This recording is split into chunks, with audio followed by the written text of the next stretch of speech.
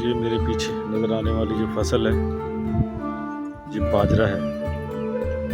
बाजरा जो है आजकल बिल्कुल पकने के करीब है।